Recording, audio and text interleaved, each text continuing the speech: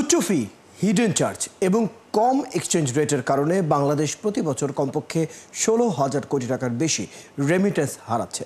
এমন হিসেব করেছে মানি ট্রান্সফার অ্যাপ নালার ব্যবস্থাপনা কর্তৃপক্ষ। শনিবার রাজধানীর এক হোটেলে আয়োজিত অনুষ্ঠানে নালার কর্মকর্তারা বলেন, 2024 সালে বৈষয়িক $905 বিলিয়ন রেমিটেন্সের মধ্যে $57 বিলিয়ন অপচয় হয়েছে এমন নানা কারণে। নালা বাংলাদেশের head of growth Mahmudul Hasan বলেন, তাদের অ্যাপটি সুপার প্রোটেক্টেড, ফলে যে কোনো প্রবাসী নিরাপদে টাকা পাঠাতে পারবেন। তিনি আরও বলেন, দেশের রেমিটেন্স বৃদ্ধিতে সরকারের পাশাপাশি কাজ করছে নানা বেসরকারি প্রতিষ্ঠানও।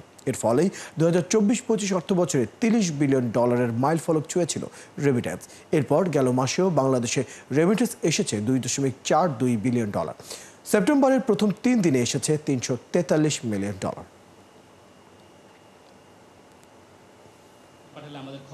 টাকাটা আসলে আপনি কাউকে দিচ্ছেন না। যখন আপনি ব্র্যাক ব্যাংক থেকে বা কোনো একটা ব্যাংক থেকে কোনো একটা ব্যাংকে ট্রান্সফার করেন, টাকাটা কিন্তু কোনো মানুষের হাতে যাওয়ার সুযোগ নেই। এটা কিন্তু ডিজিটটা চেঞ্জ হচ্ছে, ট্রান্সফার হচ্ছে মাত্র ডিজিটটা। সুতরাং এখানে কারো হাতের ছোঁয়া নেই। এবং আমাদের এআই, আর্টিফিশিয়াল ইন্টেলিজেন্স দিয়ে এমন সিকিউরড আমরা, যেখানে অন্য থার্ড পার্টির ঢুকার কোনো সুযোগ তো নাই বটে, এবং মানুষের হাতে, যেটা বললাম, যে মানুষের হাতে যাওয়ারই কোনো সুযোগ নেই এই বিষয়গুলো।